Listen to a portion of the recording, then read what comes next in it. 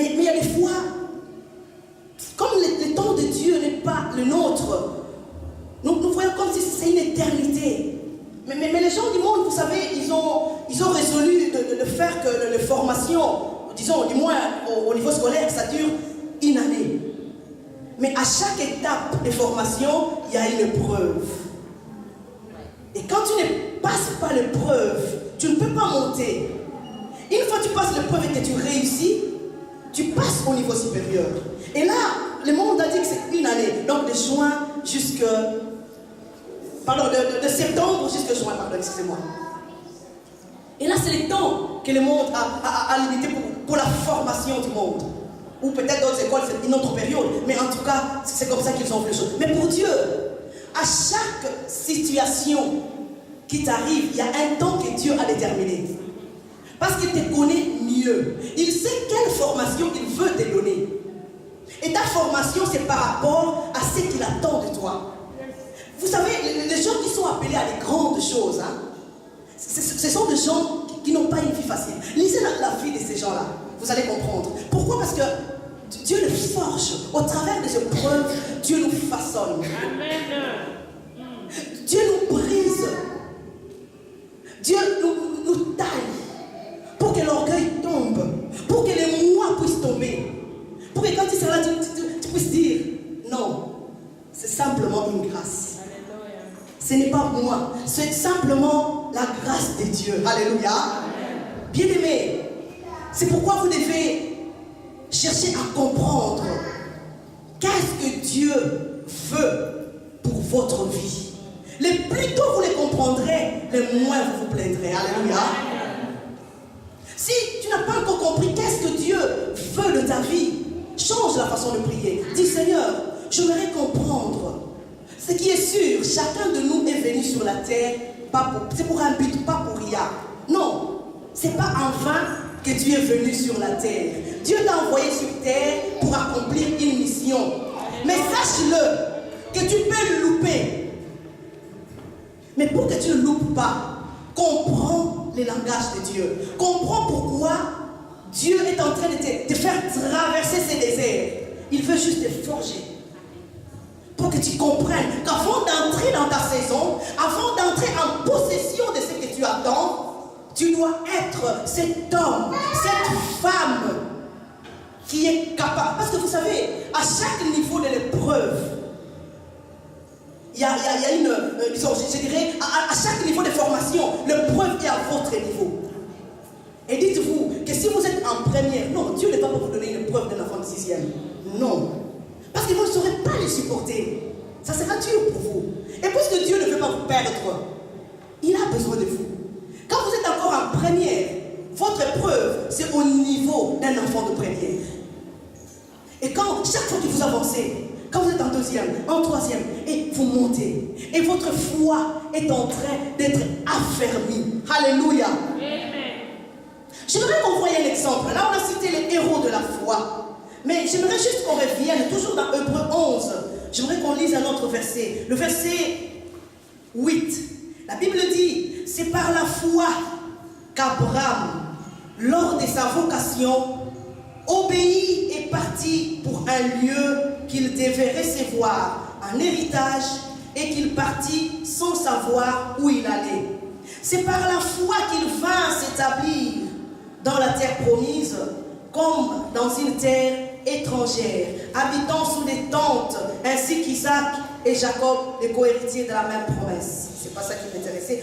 Car il attendait la cité qui a des solides fondements, celle dont Dieu est l'architecte et le constructeur. Ici, la Bible parle d'Abraham. Abraham, le père de la foi. Alléluia. Mais Abraham n'a pas eu la vie facile, bien aimé. Abraham est né dans une famille idolâtre. Et quand Dieu lui a dit, tu dois quitter, c'était pas facile. Dieu lui dit, quitte ta patrie. Non seulement ta patrie, mais quitte la maison de ton père.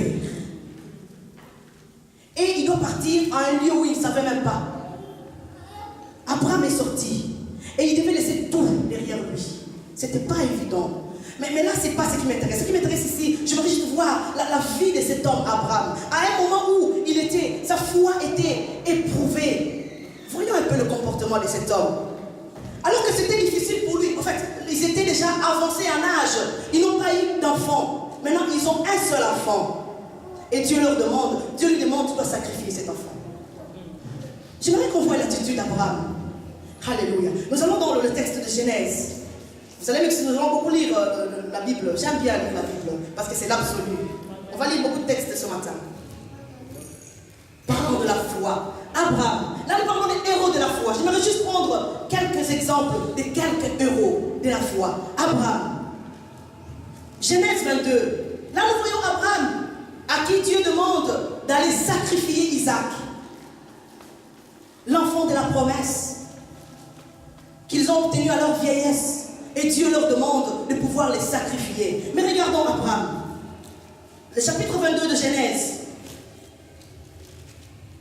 À partir du verset 3. La Bible dit, Abraham s'éleva des bons matins, scella son âne et prit avec lui 2 serviteurs et son fils Isaac. Il fendit du bois pour l'Holocauste et partit pour aller au lieu que Dieu lui avait dit. Le 3e jour, Abraham, levant les yeux, vit les lieux de loin. Et Abraham dit à ses serviteurs, restez ici avec l'âne. Moi et le jeune homme, nous irons jusque-là pour adorer. Et nous reviendrons auprès de vous. Est-ce que vous avez vu cette dernière phrase? Et nous reviendrons. Mais il est parti pour sacrifier Isaac, non? Alléluia. Pourquoi est-ce qu'il a dit que nous reviendrons? Non, il devait dire je reviendrai. Je ne sais pas si vous me comprenez. Amen. Abraham dit restez ici. Nous allons à la montagne, mais nous reviendrons. Amen. Quelle foi! Alléluia. Bien-aimés, votre langage doit être différent. Alléluia. Restez ici. Nous allons pour adorer, mais nous reviendrons. Alléluia. Parce qu'il connaissait ses dieux. Il sait de quoi ses dieux étaient capables. Alléluia. Et ça ne s'est pas arrêté là. Après, pas Isaac, il commence à marcher. Mais Isaac dit, mais papa, nous allons pour sacrifier. Où est l'Holocauste? Alléluia. Mais nous savons que d'habitude, quand on va pour sacrifier, on a des béliers, on a le taureau. Mais là, nous partons, nous sommes seulement nous deux. Mais où est l'Holocauste? Et Abraham, il était vraiment dans une situation, je ne sais pas si un enfant vous pose une telle question, ou il était vraiment contrarié. Quelle réponse il doit donner à cet enfant? Mais regardons la réponse d'Abraham. Alléluia. La Bible dit, au verset 6, Abraham prit le bois pour l'Holocauste et chargea sur son fils Isaac et porta dans sa main le feu et les couteaux. Et ils marchèrent tous deux ensemble. Alors Isaac parlant à Abraham, son père, dit, mon père, il répondit, mais voici mon fils, contrarié comme toi. Voici le feu et les bois, mais où est l'agneau pour l'Holocauste? Mais papa, où est l'agneau pour l'Holocauste? Papa, mais je sais que d'habitude quand on va pour sacrifier, on a des agneaux. Mais papa, où est l'agneau? Alléluia. Quelle épreuve. Quelle épreuve, bien-aimé. Un enfant qu'il a eu dans sa tendre vieillesse. Un seul. Je me souviens, quelque part, Abraham dit, voici, je m'en vais sans enfant, et l'héritier de ma maison, c'est Eliezer de Damas. J'aime bien ce texte, ça me fait rire quand je dis, oh mon Dieu. À ce moment-là, je crois qu'Abraham est en train de se dire, mais c'est fini pour moi. Je suis en train d'aller sans enfant, Seigneur. Peut-être c'est votre situation aujourd'hui. Vous dites, Seigneur, mais je suis en train de vieillir, je ne me marie pas. Seigneur, je suis en train, il y a des rides maintenant, Seigneur, il n'y a pas d'enfant. Non, Dieu me dit de te dire ce matin qu'il n'a pas encore fini avec toi. Les dieux de l'impossible. Abraham dit, Seigneur, je m'en fais sans enfant. L'héritier de ma maison, c'est Eliezer de Damas. Dieu le regarde et dit, qu'est-ce que tu crois? Eliezer de Damas, oui, c'est ton serviteur, c'est pas ton enfant. Alléluia. Je m'en fais sans enfant. Ça, c'était ses pensées. Mais Dieu ne le voyait pas comme ça. Ça, c'était le calcul des hommes. Ils disent que non, à 45 ans, c'est la ménopause. Et chez Dieu, il n'y a pas de ménopause. Amen. Alléluia. Alléluia. Oh, tu vois, maintenant tu as 50 ans, tu ne peux plus te marier. Tu vois quoi aujourd'hui, non? Les dieux de l'impossible. Ma soeur, je suis venue te dire ce matin, mon frère, je ne sais pas quelle est la situation qui est en train de faiblir ta foi. Vous savez, il y a un passage biblique qui dit, dans Jacques, je crois, approchez-vous des dieux et il s'approchera de vous. Vous savez, chaque prière que vous faites, hein, c'est comme si vous faites un pas. Et Dieu aussi fait un pas. Donc, quand tu cries, Seigneur, s'il te plaît, tu fais un pas. Dieu fait un pas. Seigneur, j'ai besoin de toi, s'il te plaît. C'est un pas. Dieu aussi s'approche. Seigneur, je suis fatigué, tu es où? Un autre pas. Et au fur et à mesure, vous allez vous rencontrer, n'est-ce pas? Nos prières, bien-aimées, ne sont jamais perdues. Chaque prière que tu fais, c'est un pas. Alléluia. Amen. Un pas vers la solution. Un pas vers la réjouissance que tu attends. Un pas pour obtenir ce que tu attends. Approchons-nous de Dieu et il s'approchera de nous. Je ne sais pas quelle est cette chose pour laquelle tu pries depuis longtemps. Mais je vais te dire ce matin, ne te fatigue pas. Ne pense pas que tes prières sont vaines. Non. Chaque fois que tu pries, tu es en train juste d'avancer. Et Dieu aussi s'approche. Dieu s'approche. C'est comme quand Dieu a dit aux enfants d'Israël, j'ai entendu les cris. Pensez-vous que depuis tout ce temps, il n'entendait pas? Pensez-vous qu'il n'entendait pas? Il entendait. Mais pourquoi il dit, j'ai entendu? Pourquoi j'ai entendu? Non, mais il est Dieu. Depuis qu'ils ont commencé à crier, il entendait. Pourquoi il dit, j'ai entendu? Non, c'est pour dire que Dieu aime qu'on s'approche encore plus. On s'approche au travers des épreuves. Parfois Dieu permet ça pour que tu puisses développer ta vie de prière. Pour que tu sois un homme et une femme de prière. Parce que tu vas chercher Dieu d'une manière que tu ne l'as jamais cherché. Et là, tu vas rester dans sa présence. Tu vas t'approcher de lui. Et lui, Dieu, il aime ça. Alléluia. Abraham, Isaac dit, mais papa, où est l'Holocauste? Alléluia. Écoutons la réponse d'Abraham. Abraham répondit au verset 8, mon fils, Dieu se pourvoira. Alléluia. Ma soeur, laisse-moi te dire ce soir, mon frère, Dieu se pourvoira. Tu as un problème d'argent, tu as un problème, je ne sais pas, un problème familial, les enfants qui se révoltent, je ne sais pas quel est ton problème. Dieu te dit ce matin, il pourvoira. Alléluia. Abraham dit, mon fils, je sais que tu es habitué à voir les agneaux quand on va chaque fois sacrifier. Mais aujourd'hui, c'est différent. Aujourd'hui, c'est un jour pas comme les autres. Alléluia. Aujourd'hui, c'est une école tout autre. Parce qu'aujourd'hui, Dieu voulait donner une autre formation à Abraham, son serviteur, qu'il est en train de forger, qu'il est en train de façonner pour qu'aujourd'hui nous puissions l'appeler le père de la foi. Abraham dit, mon fils, Dieu se pourvoira lui-même de l'agneau pour l'Holocauste. Et ils marchèrent tous deux ensemble. Ils ont continué à marcher. Ils ont continué à marcher. Et nous voyons qu'effectivement, Dieu a honoré la foi d'Abraham. De la même manière qu'il a dit aux serviteurs, nous reviendrons. Alléluia. Bien-aimés, vous savez, ces serviteurs, ils ont été très polis, hein, parce qu'ils auraient dû demander. Mais bon, je me dis, peut-être que c'était un secret d'Abraham. Mais s'ils pouvaient savoir, la mission pour laquelle ils étaient partis, ils pouvaient dire, mais notre maître, il n'est pas normal. Comment il dit qu'ils vont revenir? Alors qu'il doit aller là pour sacrifier le fils. La Bible s'est tue, hein? La Bible n'a pas dit qu'ils étaient au courant ou ils n'étaient pas au courant. Quand la Bible s'est tue, nous aussi on s'était. Mais je vous dis, ils pouvaient dire, s'ils étaient au courant, ils allaient dire, mais notre maître, il est fou. Comment il peut nous dire comme ça qu'ils vont revenir? Alors qu'il va pour sacrifier. De toute façon, son langage nous a dit, nous allons pour adorer. Alléluia. Et nous reviendrons.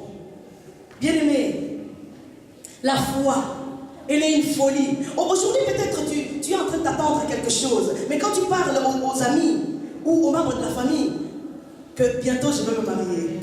Bientôt je vais avoir un enfant. Bientôt je vais avoir de l'argent. Bientôt je vais travailler. Tu te regardes et tu dis, oh, est-ce que ça va dans sa tête? Il faut dire oui, ça va. Bien aimé, la foi, c'est une folie. Les gens ne vont pas te comprendre. Ils vont dire tu es fou. Mais oui, effectivement, c'est une folie. Mais laisse seulement le temps. Parce que la Bible, j'aime la Bible. Dieu aime agir avec le temps. Alléluia. Parce que, vous savez, quand vous dites que j'ai la foi, les gens vont se moquer de vous. Quand on a lu le héros de la foi, nous avons vu ici qu'il y en a qui ont subi des moqueries, n'est-ce pas? Les gens vont se moquer de vous. Ils vont se moquer de vous. Mais j'aime bien le dire, vous savez, quand les gens se moquent de vous, vous devez juste leur laisser le temps. Je sais que c'est souvent difficile d'avoir la maîtrise de soi quand on est en train de subir les moqueries. Mais ça, c'est un bon exercice, vous savez. Parce que ce qui est sûr, les gens ne vont pas continuer à se moquer de vous pendant... Ils vont juste se moquer de vous pendant une semaine. Vous pensez qu'ils vont continuer pendant 1 mois, 2 mois? Non, ils vont vous oublier. Parce qu'ils vont avoir d'autres préoccupations qui vont venir taper sur nos nerfs. Et ils vont vite vous oublier. Alléluia. Laissez les gens se moquer de vous. Ils vont juste peut-être le faire pendant quelques jours. Et Dieu va s'arranger. Alléluia. Amen. Pour leur donner un problème qui va faire qu'ils puissent vous oublier. Amen. Bien-aimés, on ne touche pas au point de Dieu. Vous êtes spécial devant Dieu. Vous avez un grand prix. Quand quelqu'un se moque de vous, vous restez seulement intègre. Marchez dans la foi. Gardez votre foi devant Dieu. Et laissez Dieu s'occuper de ces gens-là. Alléluia. Je sais que souvent ici en Europe, je sais pas, la médisance. Tellement on nous donne des minutes gratuites quand on commence à parler de quelqu'un. Est-ce que tu as vu ce qu'il est devenu? Est-ce que tu as vu un tel? Bien aimé, ne répondez pas.